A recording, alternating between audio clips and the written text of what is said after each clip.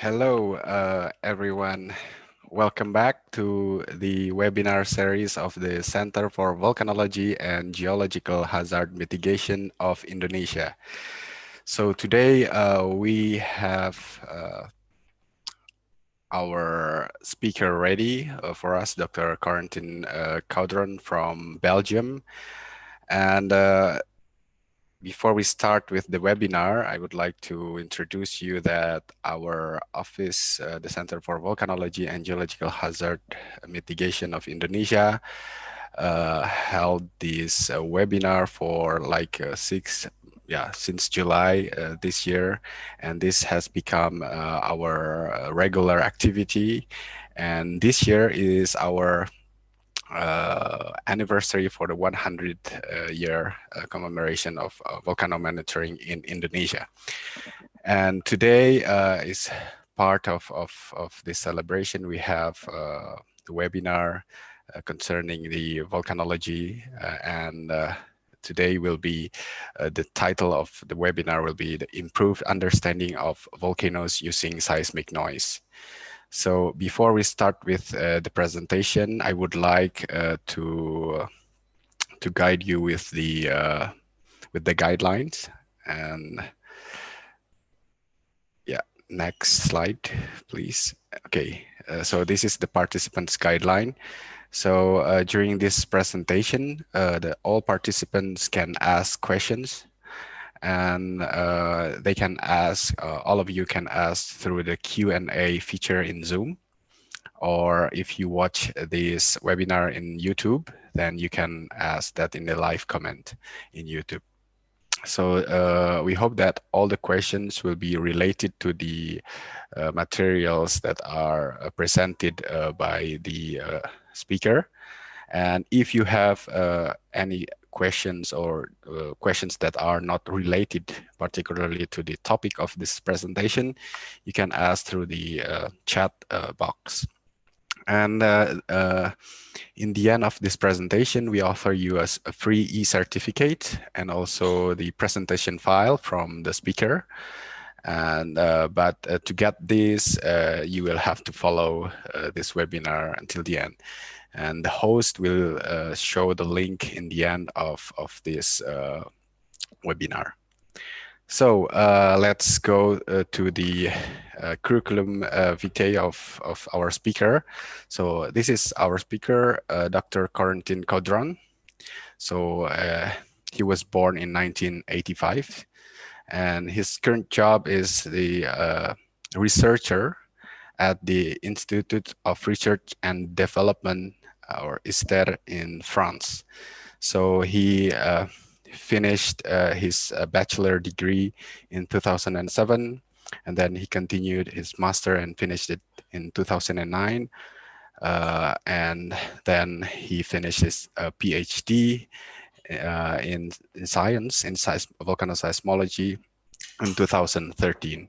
So all of his study was done in were done in Belgium. So in fact, he is also my collaborator. So we work together since long because we did our PhD together. And it is quite strange to talk formally with him like this. Normally we make jokes together. So and then to continue, we will give Mr. Corentin Caudron a presentation time of 40 minutes from now. If you have prepared your presentation, you can share already. So the time is yours, Corentin.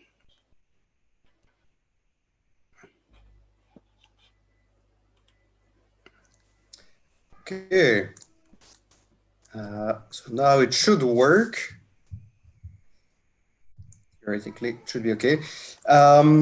So I'm going to talk today about my current research, and thanks a lot for the introduction. You can see many names here, so it's not only my work, it's work which has been involving many people, including colleagues from CVGJM, so of course Devy, Syahbana and Draguna 1, for example, but also the observers of Kawajan, Pa Suparjan and Pa Eri Purwanto, who is now retired.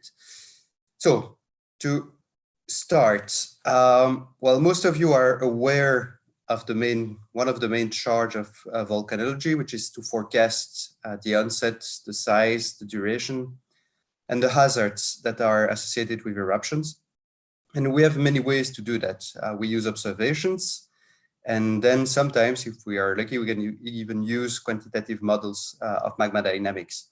So there are many ways now to monitor volcanoes. You can use remote sensing, but I'm mostly using volcano seismology, but also infrasound. So today I'm going to talk about seismology mostly.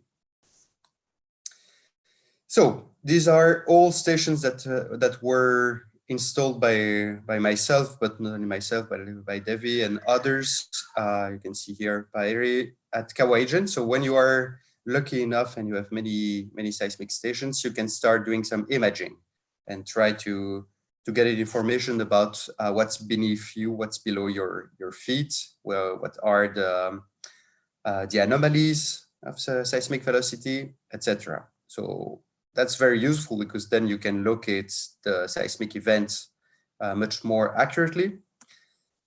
But you can also, of course, monitor earthquakes. So there are many different types of earthquakes on volcanoes, and that makes our job a bit complicated.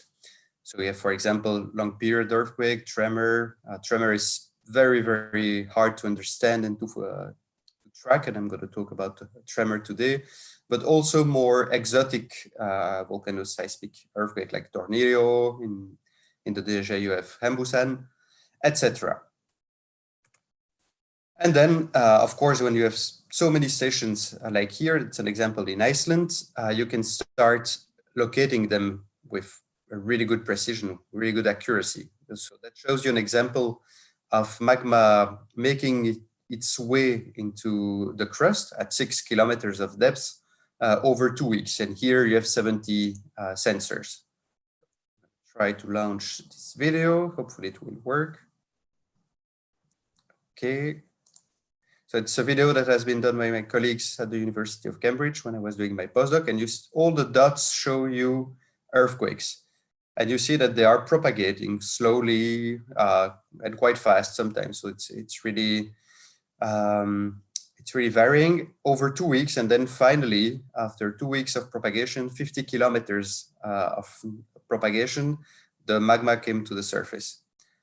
So this is, of course, quite amazing. And that deals only with earthquake. But for the last decade or so, now it would be 15 years, I would say, people started to use noise. So there are many ways to categorize noise. It can be called sometimes ambient noise, sometimes tremor. And I'm going to talk today extensively about some ways to monitor volcanoes. And I will be looking at two main aspects, looking at the medium, so what's going on in the crust as the subsurface of the volcano using seismic interferometry, and a new technique which we kind of invented or started to use, which is called IRD-ISTerre. And then I'm going to talk at looking at the source of the seismicity using a technique designed by someone who is based in Singapore. It's called a SARA technique, and another one called COFSAISnet, and I'm going to really briefly mention that one.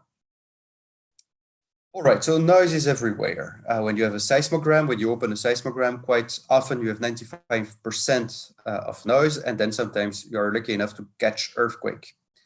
So in general, if you look at the spectrum of noise, you have the period here, so it's the inverse of the frequency.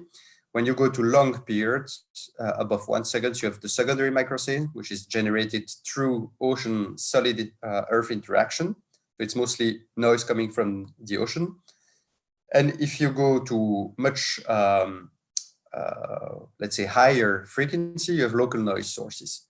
But essentially, your seismograms will be dominated by this persistent ground motion, even if you don't have earthquakes. And that's quite useful. It's mainly composed of surface waves.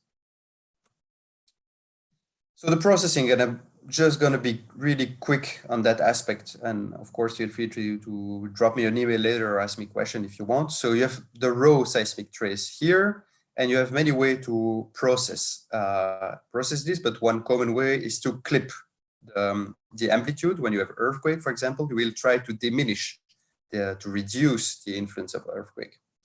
So you can clip the seismic trace to a given amount of RMS, root mean square, or you can also remove the event, or if you are really an aggressive person, you can do the 1 bit. So you just put, if it's positive, +1, if it's negative, -1. And then you end up with something which we can call pre-processed seismic trace for a seismic interferometry. So the principle is that essentially you will look at different frequencies. When you have done all these pre-processing step, you will end up with a cross-correlation function. That's what we call. So you have 0 here for your cross-correlation function, and you have the waves which are traveling first. They are coming to B and then to A, propagating to A. That will come in the what we call the negative part of the cross-correlation function. And the contrary, of course, traveling from A to B, which are the positive side of the cross-correlation function. So it's waves coming first, hitting A, and then hitting B. And of course, depending on the frequency, you will look at different portion of the crust, different depths, and you can start doing some imaging, of course, with this thing. So this has been used quite extensively now since 2003, because you can get a cross-correlation function for any pair of station you're using. So here we are in the United States. It's the Pioneer paper in 2003. They used different station and realized that if they use a different cross-correlation function in terms of frequency, they can start to have an image of the crust. So you don't need earthquakes anymore. You can just use the noise, which is quite amazing, because often you don't have many earthquakes, or you don't have time to leave your seismic station for a long time. Okay, that's cool, but that's imaging, that's not monitoring. I'm going to talk today about monitoring. At least that's what I want. So if we go back to the cross-correlation function, you see here that we have different colors. In blue, you have this, the phases that will arrive very close to 0 compared to your cross-correlation function. And these are the waves that are traveling directly from PBRZ, in this case, station 1, and then finally coming to NCR. And then in red, much further away from 0, shifted from compared to 0, you have waves that have traveled and spent a long time in the crust, that are scattered everywhere, reflected by different heterogeneities. And these are the Coda waves. So in blue, we can call them direct waves, and in red, Coda waves. And these Coda waves are very interesting for us, because if you imagine that you can extract a cross-correlation function every day, you can see, for example, that would be the one it's in black here, and the medium is changing. Imagine that you have an eruption which is preparing. You can have a different image of the medium a few days later, and you can start comparing these two cross-correlation function. And especially in the Coda part, where the waves have traveled extensively, they have a very good sensitivity to the medium. And you can compute what we call the dt over t, which is approximately minus dv over v, so a relative seismic velocity change in the medium. So just by using this technique, and I just need to remind you that this is noise coming from the ocean, which is there 24 hours, 7 days a week, you can start monitoring your medium using these waves in the Coda. The direct waves are less useful because they're very sensitive to the source, and they travel directly from one station to the other. All right, so one of the first groundbreaking example was the example from Parkfield in the US. That's a fault zone, and pay attention to the fact that the y-axis is flipped. So above you have negative seismic velocity, below positive seismic velocity. And you see that when you have earthquakes, you have a seismic velocity drop after, and that's very important, at the time or after the earthquake. So you open cracks in the medium, and the waves, the seismic waves, will propagate slower in the medium. Great, but that's not about volcanoes yet. So the same author, 7 years later, started to study the Tohoku earthquake in Japan using 1,000 sensors. And you see that before the earthquake, everything is quiet. We are around 0 of seismic velocity change, so the crust is more or less quite stable. And then you have the earthquake. And you see that the situation is completely different after the Tohoku earthquake in 2011.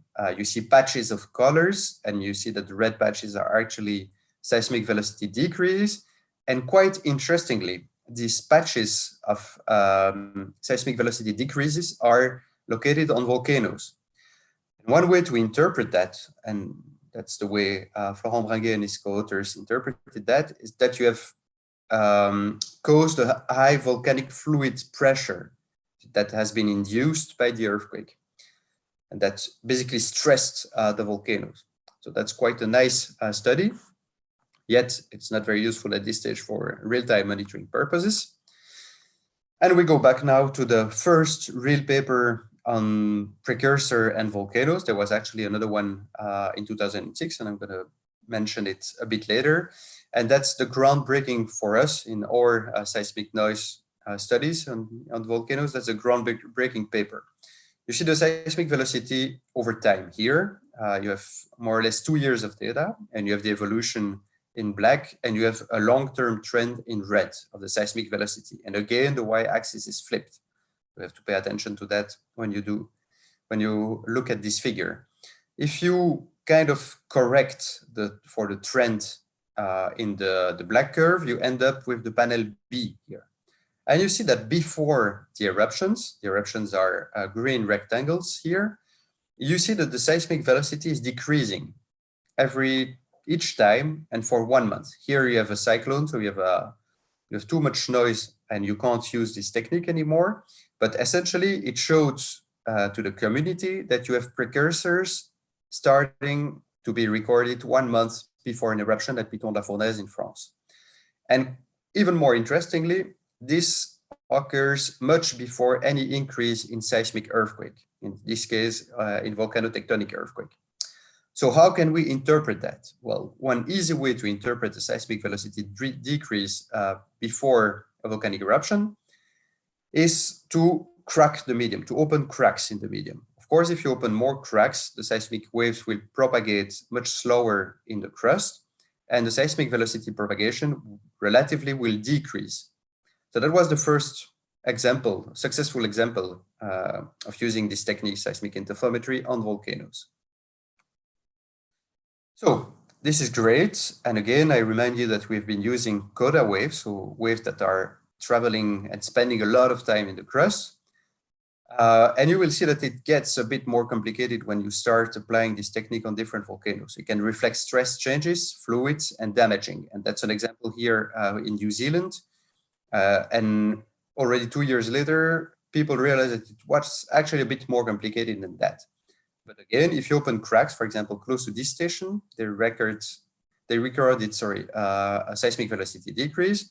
And one way to interpret that is that you can start doing mapping. So you can see that here, the cracks have opened, and that's why you have a seismic velocity decrease. So you can imagine the situation before the eruption and the situation after the eruption. You just open a lot of cracks. An example from another volcano, this time in Indonesia. You see here the situation associated with the 2000 eruption at Merapi in Indonesia. And you see in blue, seismic velocity decrease. You have several areas of the volcano that experienced a decrease, and you have other areas of the volcano that experienced actually an increase. And you see that it gets a bit more complicated than what we had at Piton-de-la-Fournaise earlier. So feel free to interrupt me if you have any question. I see some stuff in the chat, but can't open them right now. So then we started, of course, applying this at different volcanoes. Here we are looking at data from Kilauea in Hawaii that was that had a big eruption in 2018. It was always erupting before that. There is a nice lava lake that you can see here. And we did the same exercise with my students at the University of Cambridge. And we realized that we had here the curve in blue. That's the seismic velocity. and you have the curve in black, which is the tilt. And we have an amazing correlation here at a time scale of 5 days. So this was really, really amazing, but puzzling. So why is it puzzling? It's because when we have an inflation, the seismic velocity increases. And that was exactly not what we were expecting. We were expecting the opposite. So if an inflation, you open cracks, and you would expect the seismic velocity to decrease, not increase. So we started basically scratching our heads and say, well, we have a problem. Florent and the colleagues at Piton de la Fournaise have seen completely the opposite. How can we explain that? How can we reconcile all these contrasted observations? So we started thinking, and we just basically put a source at different depths. In the case of Kilauea, you have a point source at 1 kilometer of depth. And if you do that, if you do an inflation, you will compress the medium basically everywhere but the very summit of the volcano. If you compress things, you will have waves, well, cracks that will be closing. And in that case, the seismic velocity will propagate much faster. So that explains our observation, but still it doesn't explain the observation at Piton de la Fournaise. So what we did the same thing, put a point source at 3 kilometers of depth, which is basically the situation at Piton de la Fournaise, the common or traditional situation.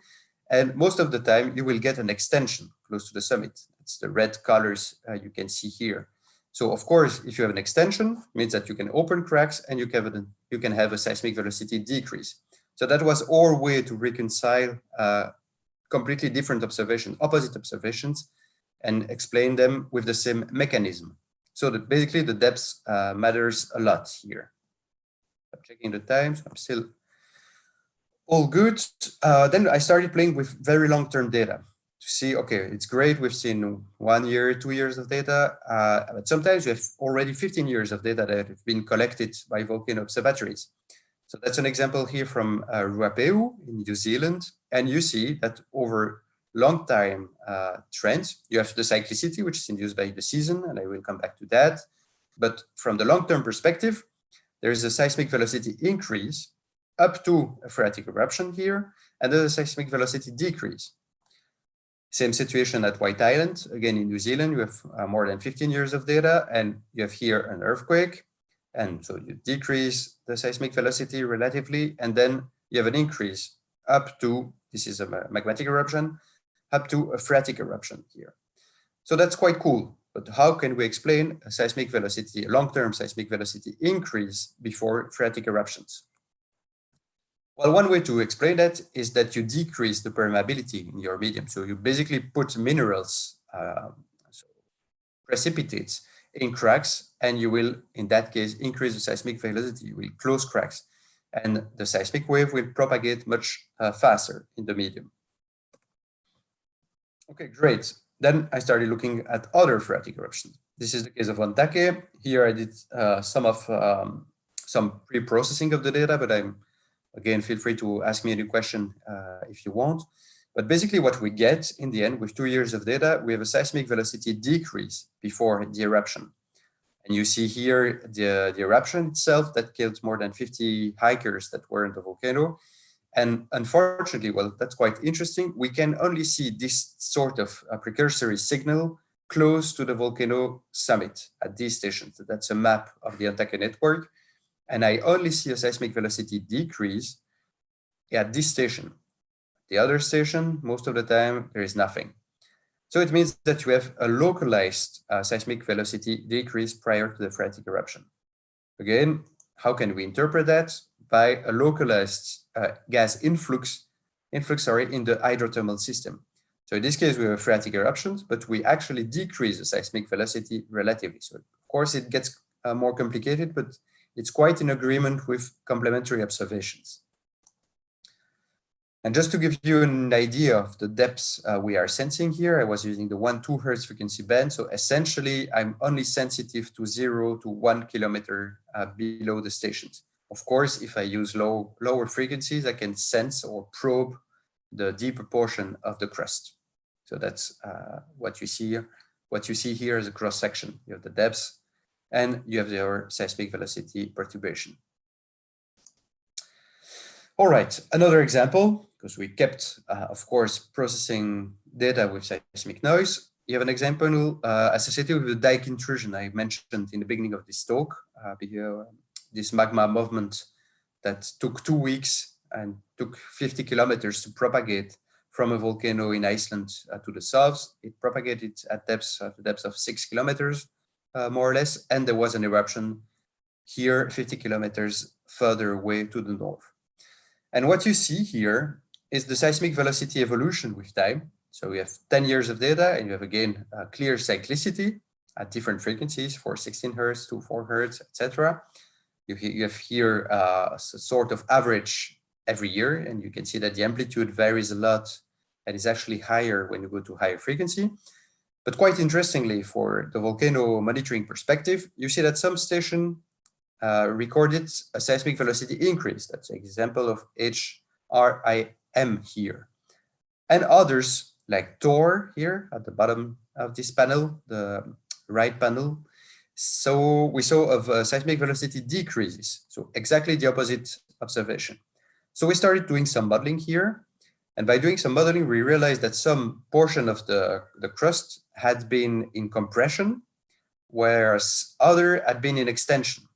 So that's extension would be in red and compression in blue. And so we managed to reconcile again some completely contrasted observation, a step change in seismic velocity, which is opposite and actually correspond to the modeled change in strain in the medium. So again, complicated observation, but very useful in the end. And that's just using one station. Usually we use a pair of stations. In this case, we only use one station. Again, happy to answer any question regarding this more technical aspect if you want. Okay, and the last thing I need to mention it that's especially important when it comes to monitoring volcanoes in Indonesia is that you have the fluids induce pore pressure changes. And the pioneer study on volcanoes is not the 2008 paper of Florent Bringuet in Nature Science. It's actually earlier than that. And it's German colleagues that published in 2006 in Geophysical Research Letter the first results using Codawaves on volcanoes at Merapi. You see that the data get back to the 20th century, and they recorded seismic velocity increase and decrease depending on the season.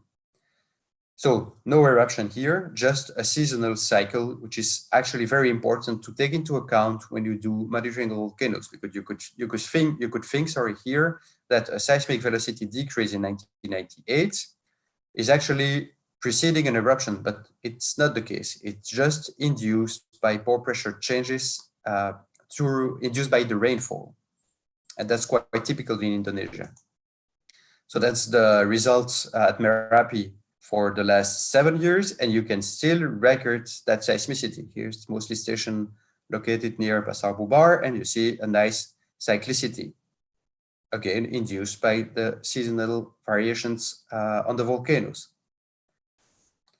All right, I'm gonna now show you some quick example at Kawajan, the volcanoes that I've been studying for the last 10 years, thanks to the great observers, Paeri, who is now retired, and Pasu Parchan. And you see that the volcano, well, you know it better than I do, but it's located on the eastern side of Java. It's a very, very nice volcano. Everyone knows it, I guess, in the audience here. And we, together with CVGJM, we installed several stations. We have broadband stations, short period stations that were installed by USGS.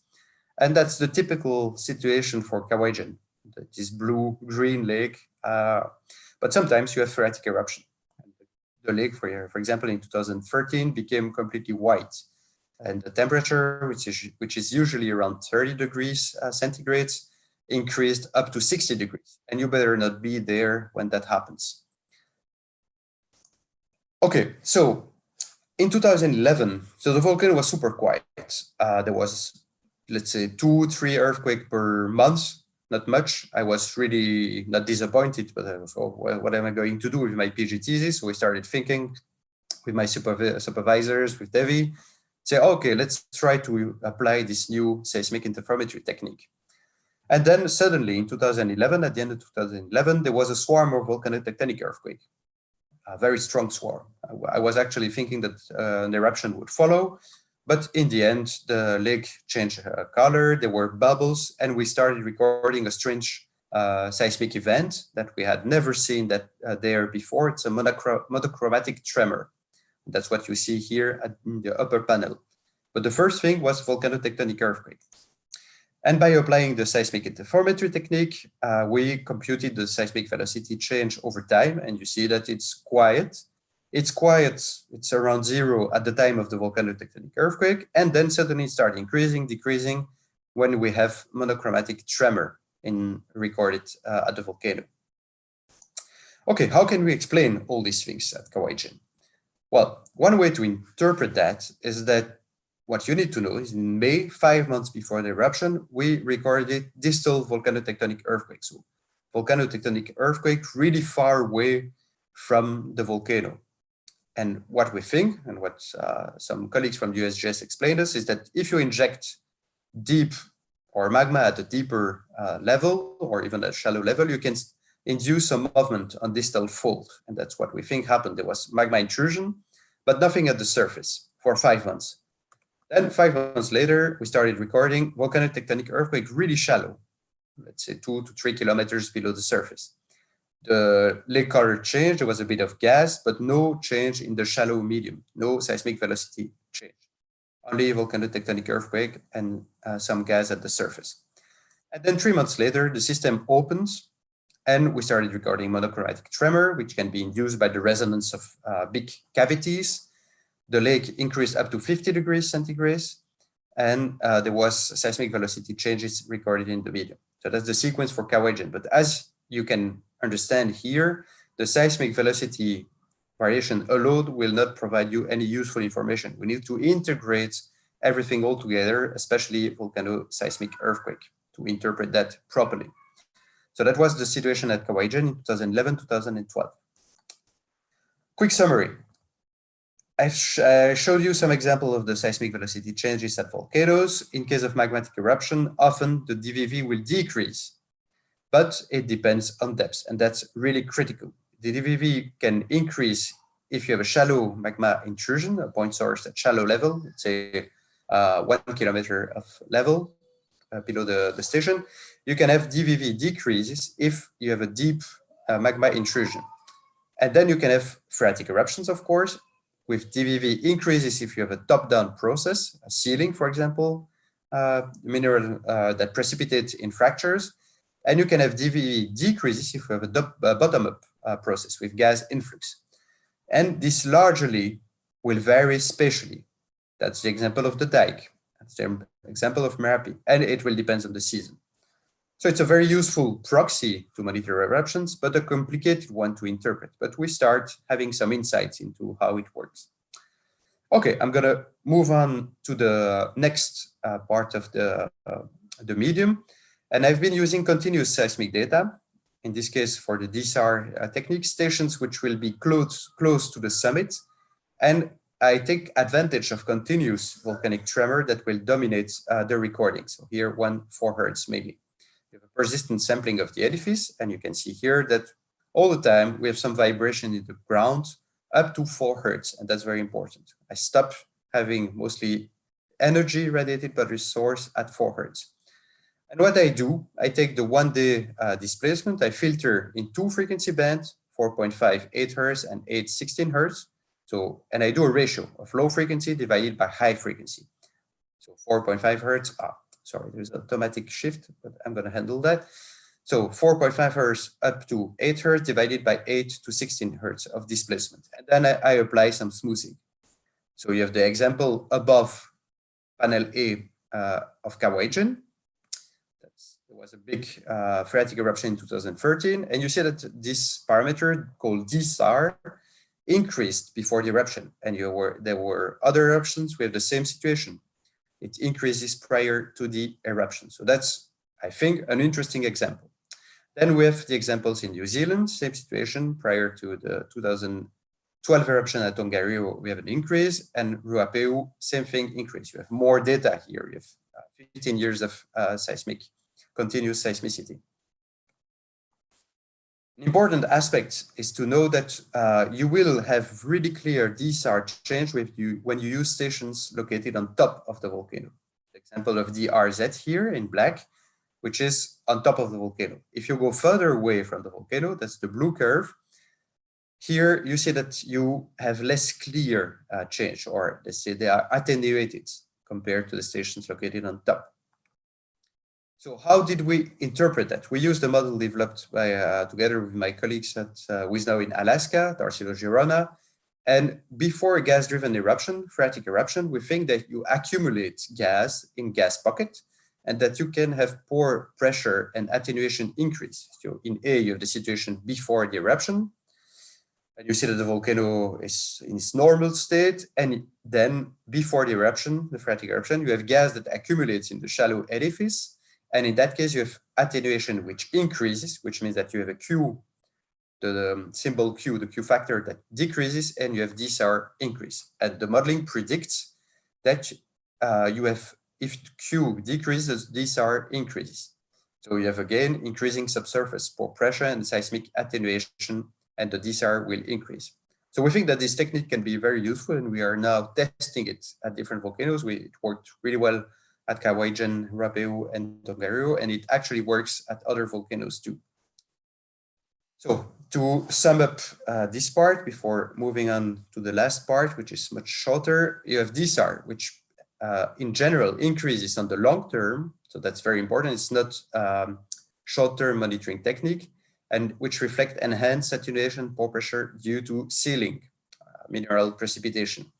But it's challenging on the short term. It's too noisy, and there are multiple sources acting at high frequency. So you need to use this as a long-term forecasting technique. Then you have seismic interferometry, which increases on the long term due to sealing and permeability decrease. And sometimes, so most of the time, you have this increase in the short term, but with exceptions. Ontake, Kawajan are exceptions. And this can be due to the influx of gas in the system, which actually competes against the sealing efficiency. So we have tested it at several volcanoes with some clear success, some failures, and we are, of course, learning from this. But overall, these noise-related techniques seem to work very efficiently. And the most promising thing is, of course, to combine them. And you have always to bear in mind that the DSR does work only from the long-term perspective. It's useful to detect the end of an unrest, but that there are multiple sources that can act together, and it can become difficult to interpret as varying seismic attenuation in the medium. And you, most of the time, have to use stations located on top of volcanoes. That's the limitation of this technique, I would say. All right, and to finish this talk, I'm going to talk about tremor very quickly. Get back again to the example in Iceland. You have here the situation in Iceland, this magma intrusion over 2 weeks that you know very well, and you have all the earthquake that propagated during 2 weeks in black. But you realize that you have an earthquake, but you have 30,000 earthquakes during 2 weeks, but you also have periods of tremor in red here. No earthquake could be located. So we use a technique that has been introduced in 2010, I think, by Benoit Ten, who works in Singapore, to try to use the tremor and try to locate it. So the principle is that you have two stations, station I, station J, and if nothing changes in terms of seismic velocity and attenuation in the medium, any change of this ratio, the ratio of amplitude of station I divided by station J, any change of this ratio should reflect a change of source of the seismicity if the velocity and the attenuation are constant. So it's a very simple technique, and it actually worked really well in this the case of the dyke intrusion. The black dots show you the earthquake that could be located using conventional technique. And in red, you have my locations using the seismic amplitude ratio technique. And you see that they agree really well. And sometimes here on the 22nd of August, you see that, well, the earthquakes are right here. And the continuous seismicity is actually at the back of the dyke here in red. Same situation on the 30th of August, 28th of August. And of course, when you have dyke propagation here, for example, the gray shading, they agree really well, and the earthquake and the tremor match together. And I applied the very same technique to the Kawajan case study. Again, the 2013 eruption, phreatic eruption in Kawajan. Here you have 10 hours of recording in black, and you have the recording on the north and east components, horizontal components, again during 10 hours. And you see the amplitude ratio below, that's a panel B. So you see that, for example, if you take the black curve, the seismicity is migrating, the tremor seems to be migrating towards station Ijen and getting further away from POS. And you can start, of course, locating this continuous seismicity, these tremors. And that's what we did here. And we realized that, if I get back to the previous one, all the bursts that you can see here during a few hours, we could locate them. And it shows that there is a propagation from, let's say, around station POS towards the south, towards Kawajan. And one way to interpret the processes associated with this phreatic eruption is that there was the rupture of the seal that is sealing the upper portion of the hydrothermal system, and that ruptured due to the phreatic eruption and propagated towards station Ijen to the south. So these techniques can be very useful because you typically, and you can ask my dear friends, Supardan and Paeri, it's very complicated to locate tremor with the stations at Kawajan. So that's very useful because you can learn a lot.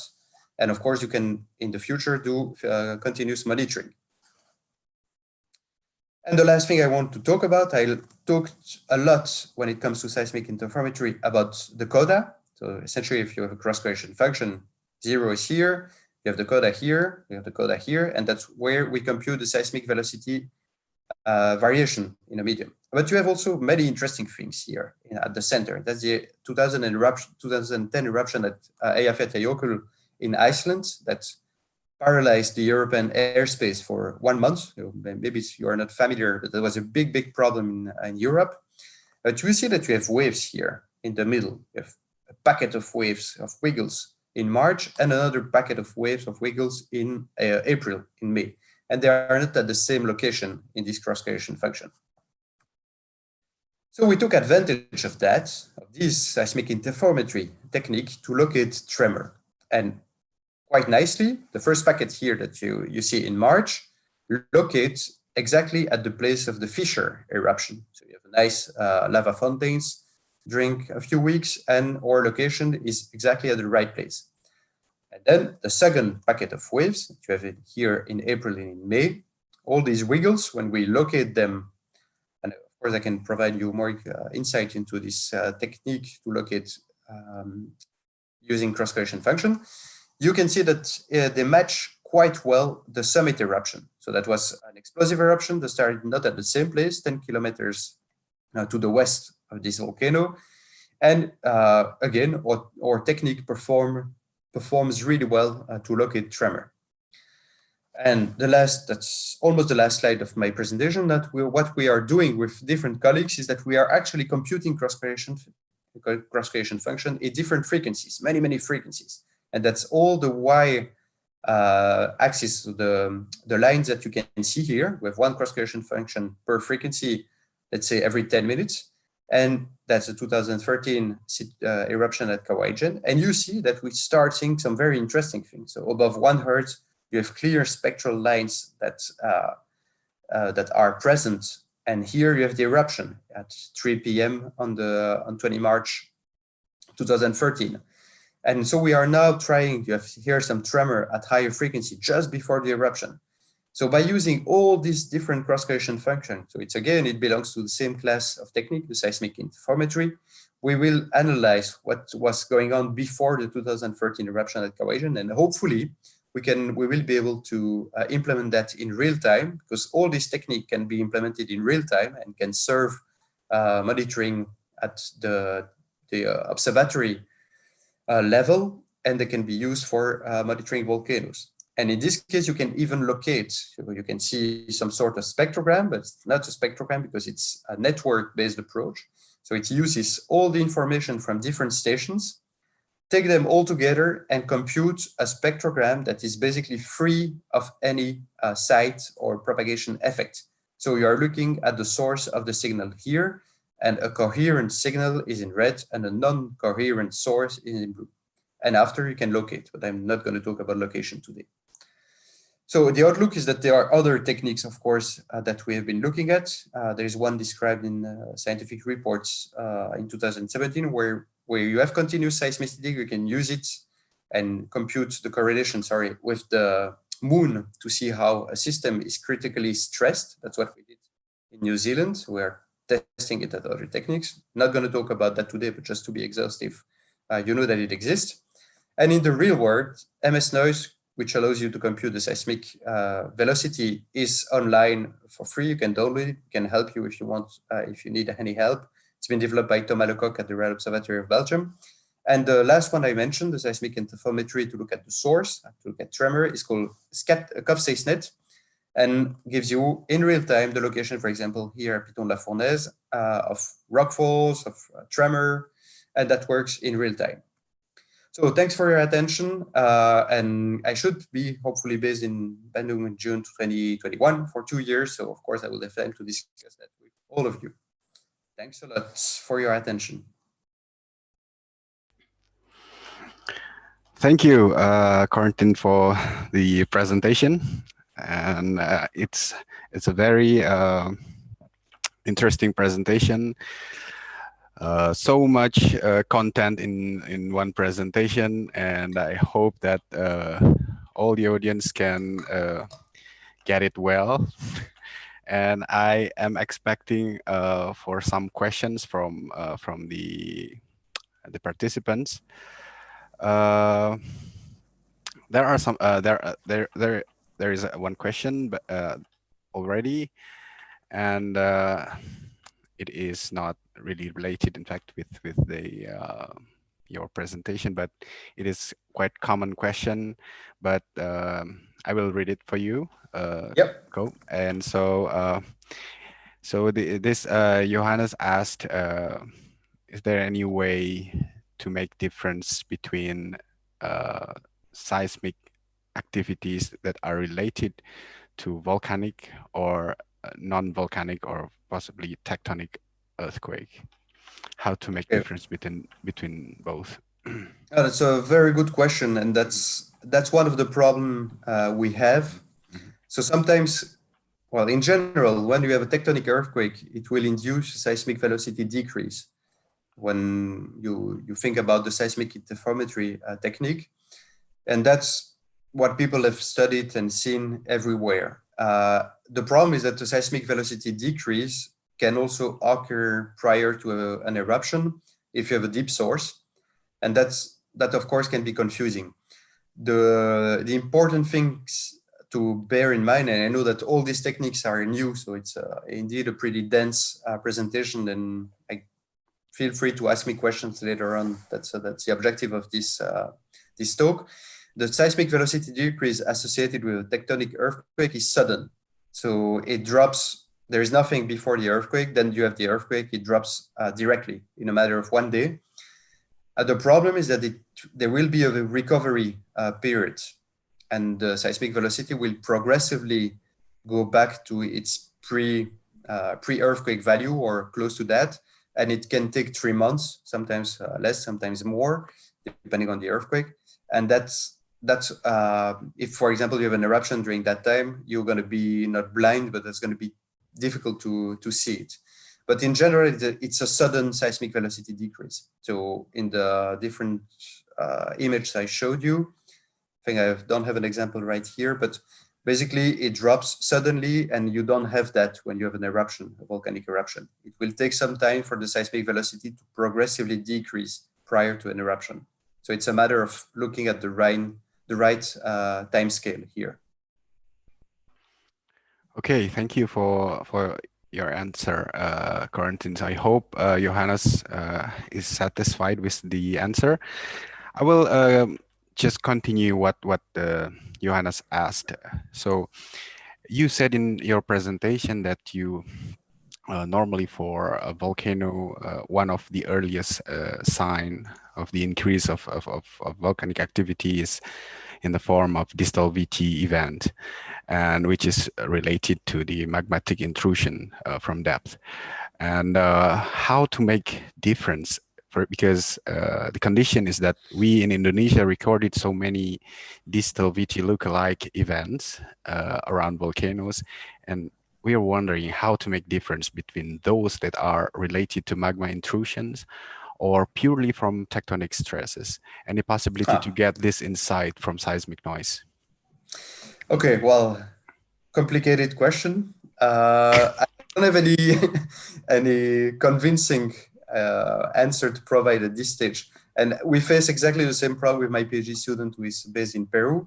We monitored a volcano that suddenly started to record some distal activity, and the eruption started only 3 years after.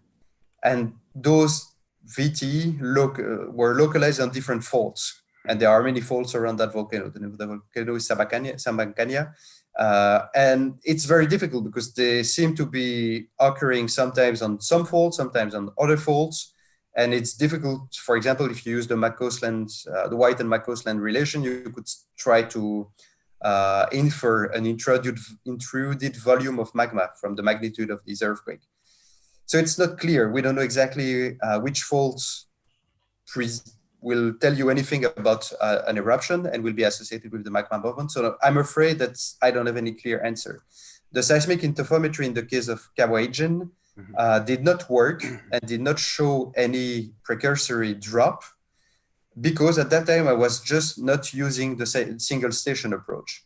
So I didn't want to flood you with details about this, but in 2013, when we started using this technique at Caudron, I was always using pairs of stations. So one station, another, computing the seismic velocity, trying to just sample most of the volcano. But this technique can be actually used as a single station approach. And that's great because most of the time on some volcanoes, you have only one sensor. So in that case, you would expect, if you are lucky enough to have one station close to the fault or the distal VT activity, you would expect to see a seismic velocity decrease. So that's how it could be useful. But in that case, you need many stations. And the example of Ontake is probably one of them. Even if you have 15, 20 stations, if you don't have the station located close to where your hydrothermal system will get pressurized, you will be blind. So that's why I think it's really important to keep this technique as yet another technique, real-time monitoring technique, and not at a standalone technique, especially in Indonesia. Okay, thank you, Ko. There are other questions from Chu Ting Tan. So he or she asked you about what frequency range that the MTs have that you have mentioned in the presentation, and did this frequency changes over time? Okay, sure thing. So it's a she. Oh, she. Okay. You know her better. Yeah. Yeah, it's a good question again. So these monochromatic tremor were, but maybe you remember that better than me, Devy. I think they were around 2 hertz. So they are really peaked. So you have really one peak. That's why we decided to call them monochromatic tremor. And indeed, their frequency change over time. So you can get back to different models by Shue, Kumagai, and others.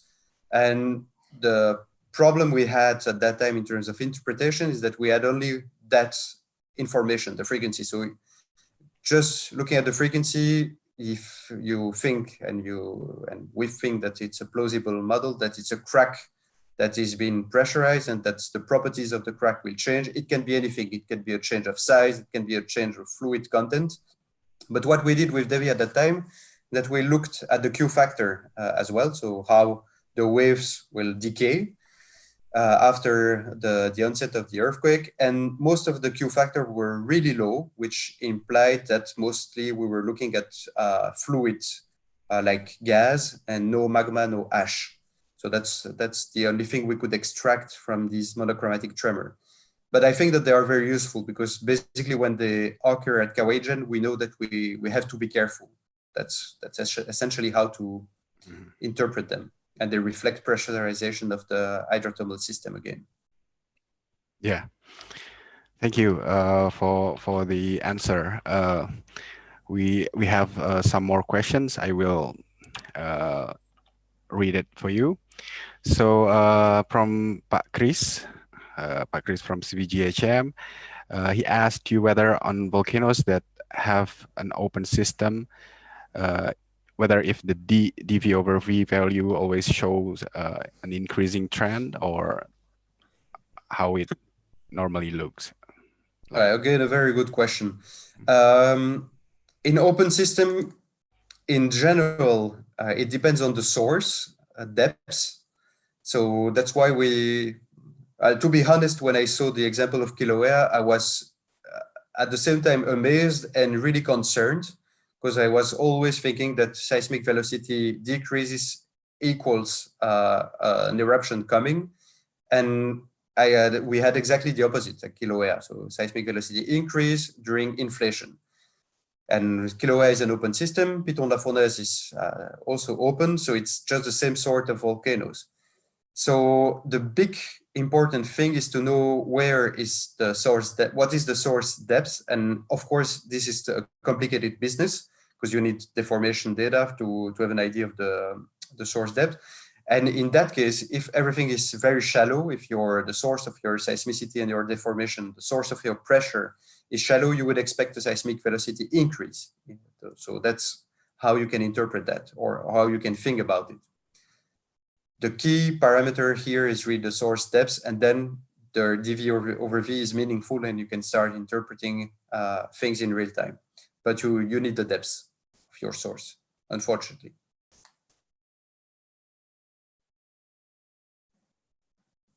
Okay, thank you for the answer.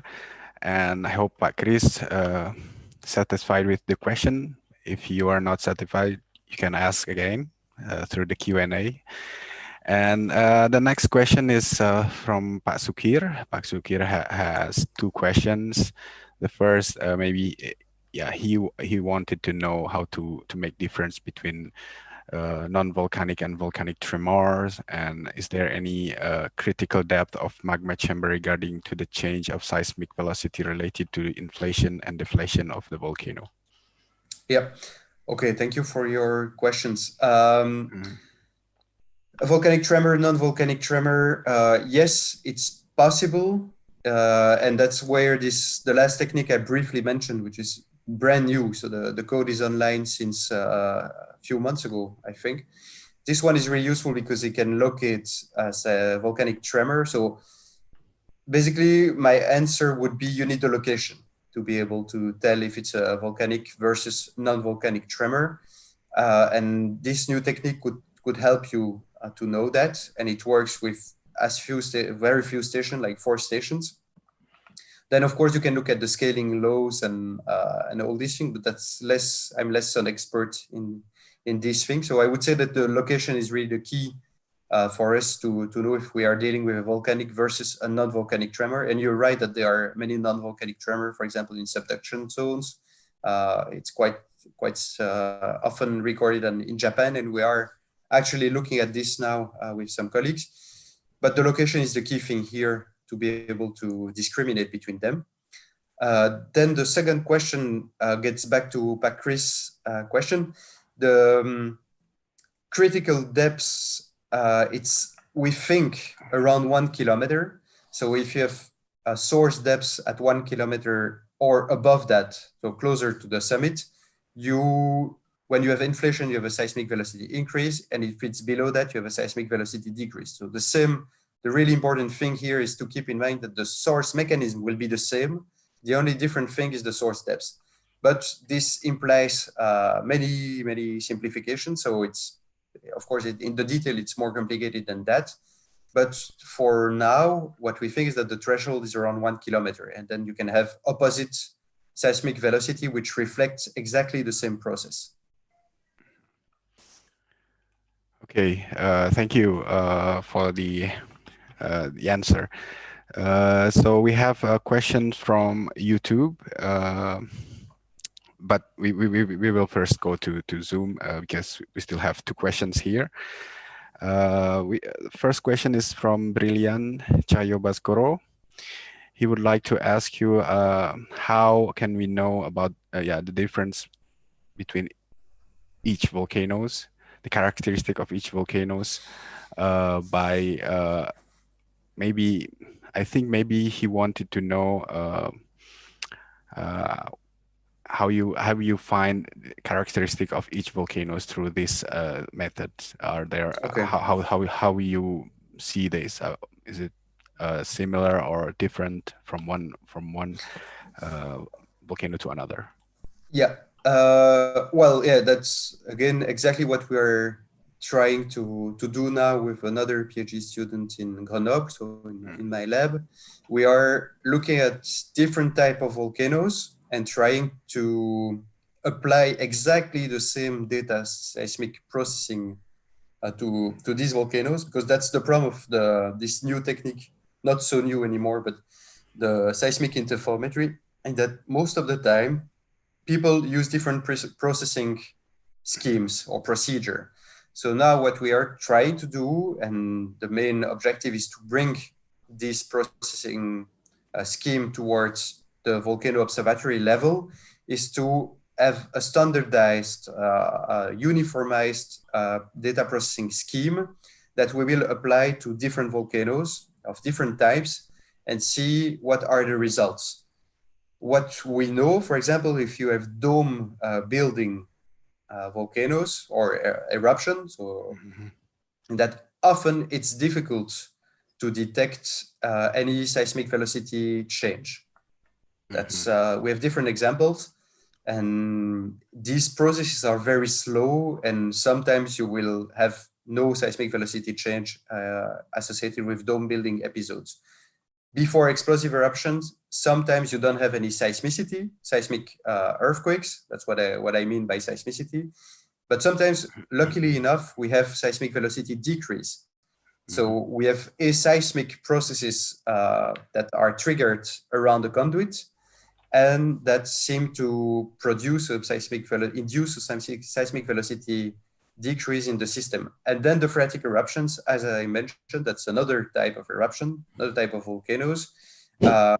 Initially, we thought that we had only seismic velocity decrease, but in fact, if you have long-term data, you can have also seismic velocity increase, which reflect this complexity or this complex sealing process. So you have mineral that precipitate just below the crater, that's close cracks, and you have seismic velocity increase. So we are now trying to categorize everything, but I think we will get there at some point. It just, you need to remember that this is a really new technique for us and for everyone. So we have only 10 years of experience, but somehow I think we'll be able to make some progress in terms of categorizing different type of volcanoes and listing the observation.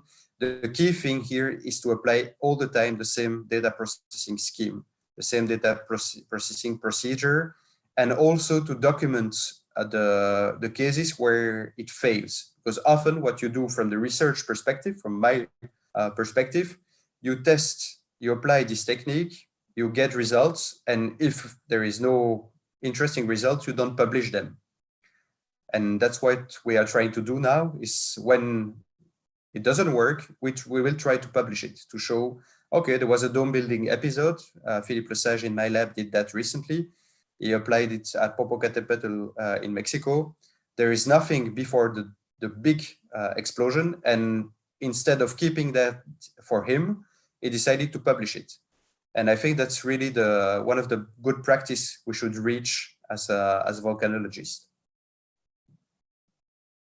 Okay, thank you for the question, for the answers. So maybe I would like to add a little bit from what Brilliant asked. Maybe he wanted, maybe you have some insights on the difference between how this technique works on wet volcanoes and or the dry volcanoes. Do you have did you see any differences between both, and how would it is it better to work with this method on wet volcanoes or dry volcanoes? How do you think about this? Yeah, that's a tricky question to answer. The problem with wet volcanoes, and that's why what I tried to point with the seasonal changes in seismic velocity, is that you have this seasonal variation. So you know that much better than I do. You have the wet season in Indonesia, the dry season, and you have seismic velocity change at Merapi, for example, up to 2%. In Piton-la-Fournaise, in La Réunion, the best example of a dry volcano with a small hydrothermal system, before the eruption, the seismic velocity drops by only 0.1%. So that's an order of magnitude lower. So the problem with wet volcanoes is that we have to correct for these seasonal fluctuations. And that's probably why the technique is not running in real time at Kawajan, because we need at least 3 years of data to be able to know what is the typical seasonal fluctuation for a given station at a given frequency. Because again, you can filter in different frequency and get some information about the depths. And of course, an hydrothermal system or wet volcano system is, let's say, below the surface and 2 kilometers, but not deeper. So we need continuous seismicity recorded during 3 years. That's for the first part of the answer for DVORV. It works on wet volcanoes, but you have to correct for seasonal variation. For the DSAR, this new technique, we need continuous volcanic tremor, even if it's tiny. I remember the example of Indonesia, when the same sensor in the 80s, so let's say 40 years ago, was installed at Kelut. They just installed it, put it at Kelut, it's super quiet, started recording some vibration, took the same sensor with the same parameters, installed it at Kawajan, it was saturated. So why is that? It's because Kawajan has its own dynamics because of the volcano hydrothermal system and triggers some tremor all the time, continuously. So this is great because we have a source that will, let's say the tremor is here at 1 kilometer of depth. So you have the station here. You have a source of continuous wave, which will sample the hydrothermal system all the time. And that's what we used as a way to detect seismic attenuation at volcanoes. So this is super well suited to wet volcanoes, because wet volcanoes have all the time our volcanic tremor, and we can use this DSAR technique and we can get an additional information, additional monitoring parameter, the seismic attenuation. On dry volcano, it doesn't work because there is no such source of persistent seismicity.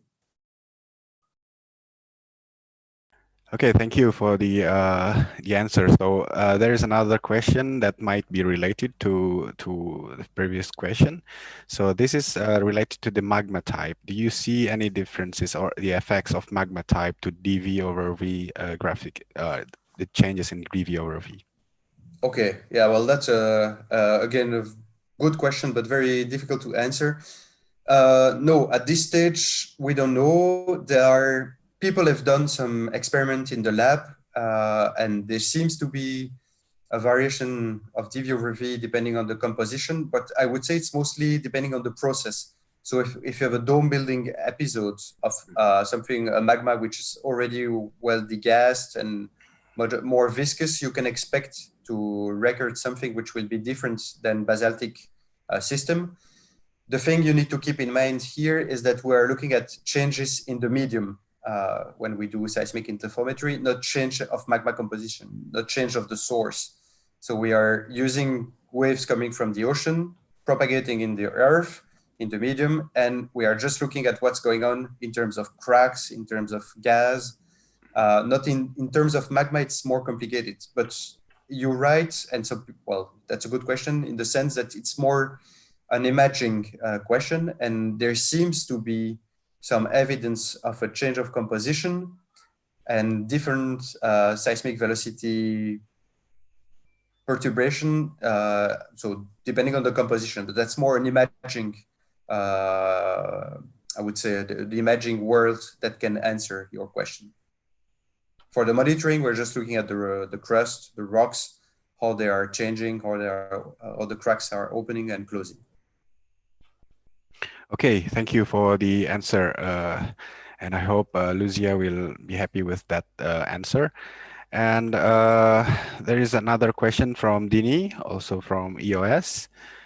So Dini asked you from your experiences analyzing phreatic eruptions, is there if possible, a minimum period time of seismic data required to apply the DSAR? No. So the quick reply is no. I will try to be as clear as possible. If you take the 3 examples we published, you take Caudron, we have an amazing station there, thanks to the hard work we did back in 2009, 2010, 2011. We were lucky enough to protect our sensors really well with styrofoam, it was really well insulated. Devy did the same thing at Papandayan. We have a perfect seismic installation. In that case, you can start using it after a few days. There's no problem because the 1-day results are amazingly clean. If you take the same technique, so the DSAR technique, and take data from New Zealand, you would think that New Zealand are protecting their sensor really well.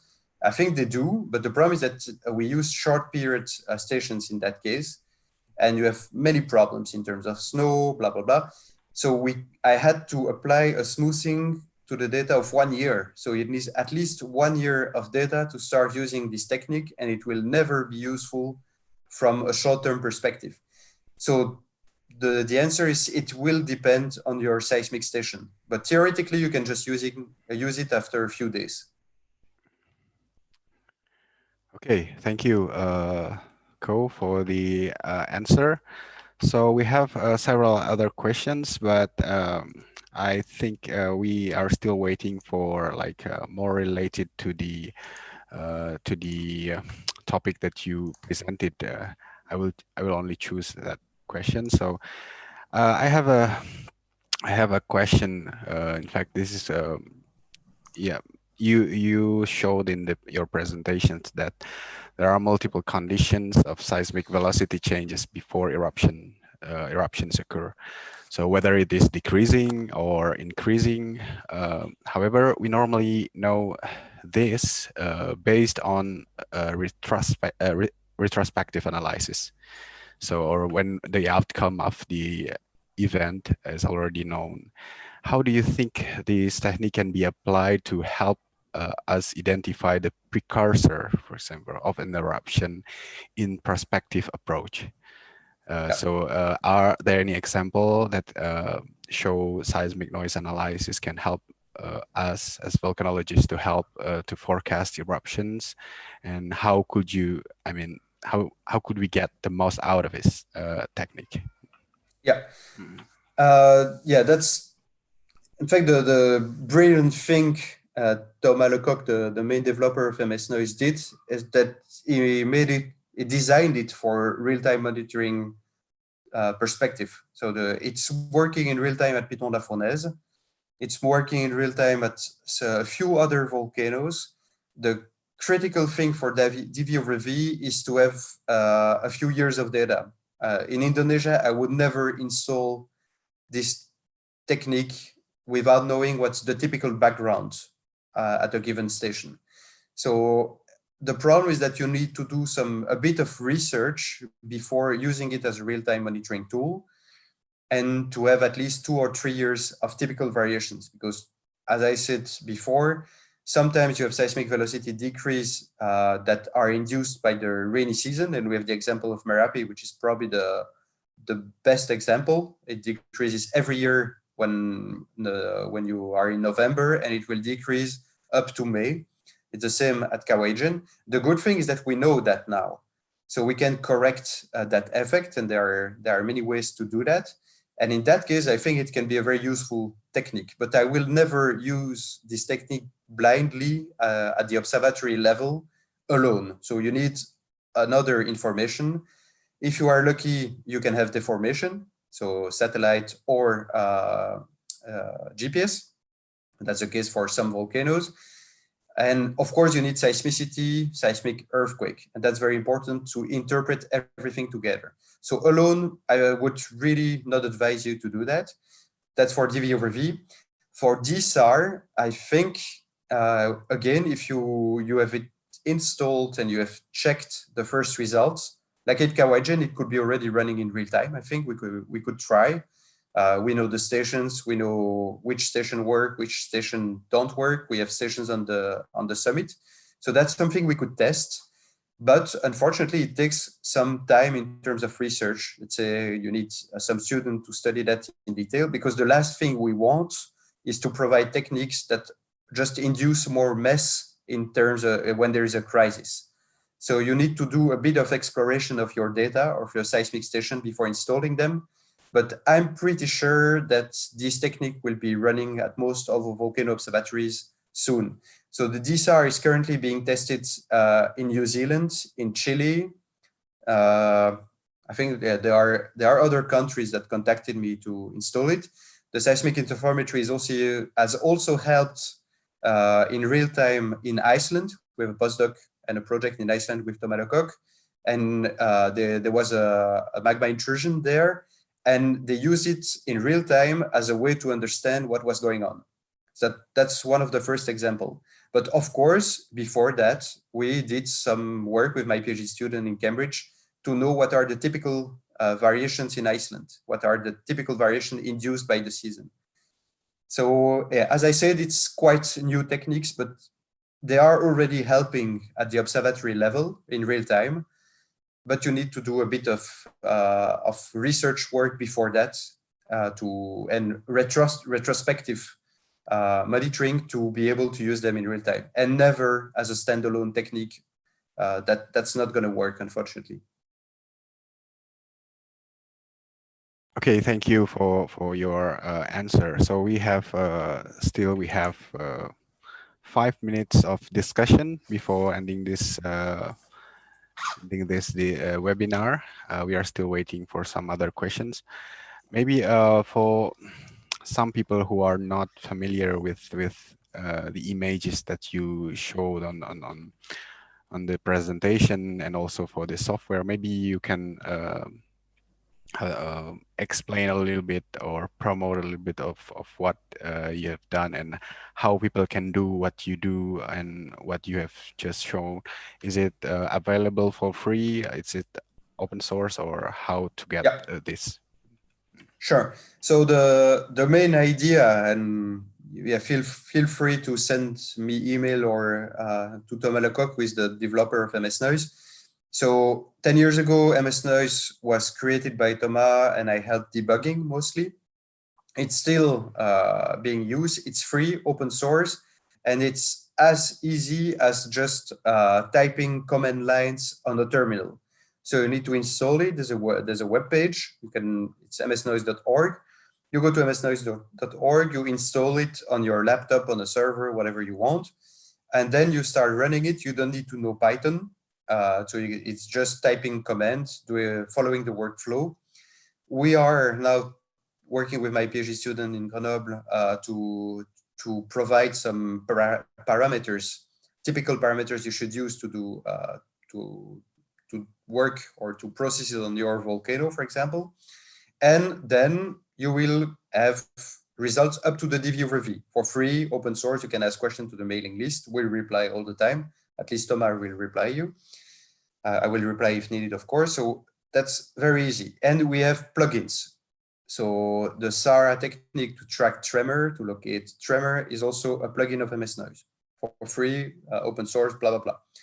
Then the new technique of SaceNet is also available on GitHub or GitLab for free. You can download it. It's developed by people from my lab in Grenoble. So again, IRD-ISTerre. And same thing, you just download, try to collect all the packages. In general, you can install it on Windows, Mac, or whatever you want, Ubuntu if you want. It will work. So all these software are provided for free.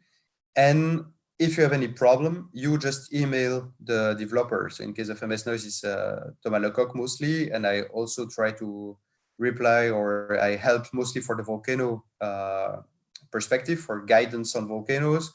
And in general, if it's for the research world, we write publications together. That's how it works. But everything is freely available on the web. So that's for all the techniques are presented here. We are in the process of plugging DSR and other techniques, but that takes a bit of time because we do that for free on our research time, and that takes a bit of time. But I know that the DSR technique, people are testing it. I'm sending them my code. It's being tested in Costa Rica. I forgot about that earlier, where they have wet volcanoes, and that's how we work. So everything is accessible. Just get in touch with us or go to the webpage. Okay, thank you for the answer. So for those of you who wants to know about the techniques that is used by Corentin, you can head over the Google and search for MS Noise. I think you will be directed to only two popular pages, which is the GitHub pages of and also the ROB web page. And there's another question from Shu, and she's asking about, is it critical to do instrument correction, response correction for seismic interferometry? Did you do that? No, that's the beauty of this technique. So you don't have to mess up with the very complicated world of instrument response, as long as your response is the same over time. If you use the station pairs approach, so 2 stations at least, if your instrument response are not changing with time, no problem, because we normalize everything when we do the pre-processing. So there's no problem of gain, for example. But imagine that happens, for example, on Merapi. You have one site, you change one broadband, a Guralp with a trillium, you have to correct for the response in that case. So that's very important. The cool thing of this seismic interferometry technique, so the first technique I presented, is that it's also very useful to detect problems at the station. And I know that shooting knows that very well, because in Singapore, we detected instrument drift problems with the technique. You will have a cross-correlation function that slowly changes and is displaced with time. So you have a time lag that increases. And even in the best research institute like Cambridge, they never noticed that and did some location without knowing that their sensors had a problem. So it's a very good tool to diagnose a problem with a clock drifting instrument problem. But first part of the question is that no, theoretically, you don't need to correct for the instrument response as long as your instrument type doesn't change over time.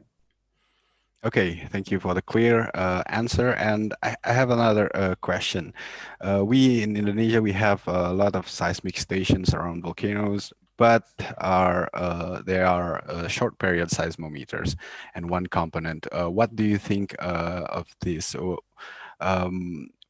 can we use the technique that you used without using broadband seismometers, or what we could expect from a single station with 1 Hertz sensitivity, like short period seismometer?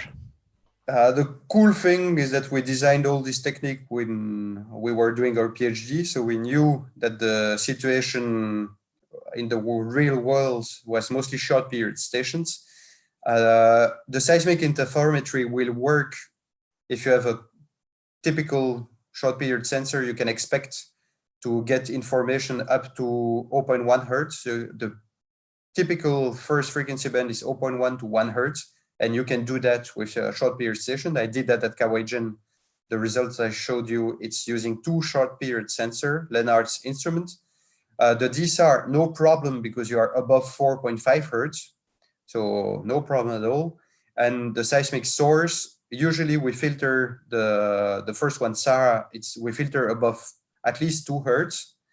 And the second one, the COV-SAISnet technique, there's also no problem, because we are mostly interested into things which are above 1 Hertz. So no problem.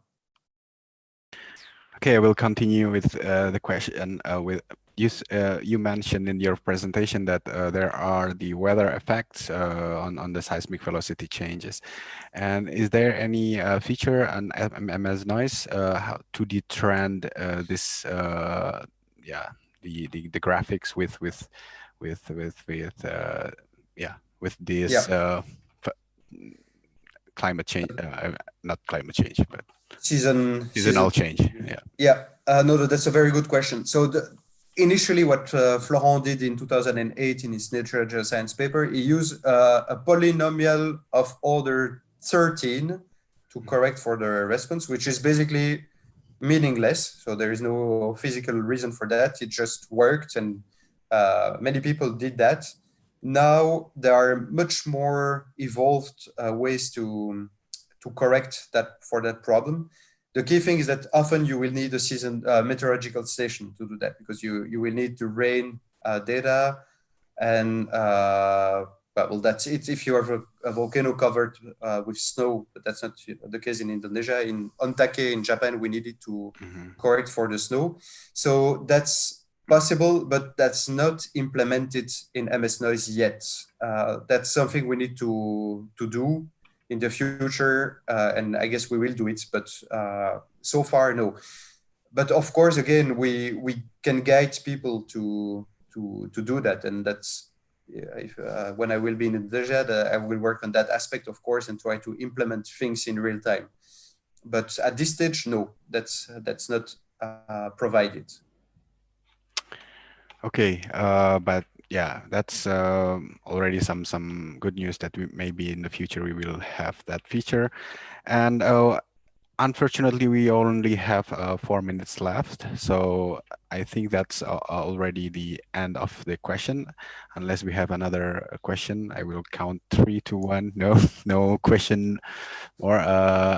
So, but if you, all of you, still have questions for Corentin, you can always contact him. So if you don't know how to contact him, you can go back or reverse this video on YouTube, and we mentioned his email address. So you can contact him through his email address and ask him whatever you want.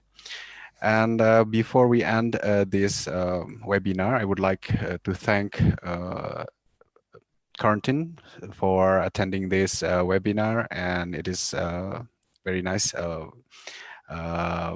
information, not information, but knowledge for all of us, mostly for volcano seismologists. We have more insights into the volcanic activities from seismic noise. And and yeah, as we mentioned before, for those of you who needs e-certificates, the host will share this right about now. I think okay, so this is the link. If you want to have an e-certificate, you can head over that link on the above, and then first you need to fill the registration there, and then it will automatically generate an e-certificate that will be provided on the next link. And then if you need the presentation file from Dr. Corentin Caudron, you can head to this link, the third link that we provided you the PDF formats of his presentations. So everyone, we are in the end of this webinar. We would like to thank everyone who still still attending this webinar until the end of this session. We will see you again in the next episode or in the next webinar, of course, every Tuesday or every Thursday. And see you again in the next webinar. Goodbye.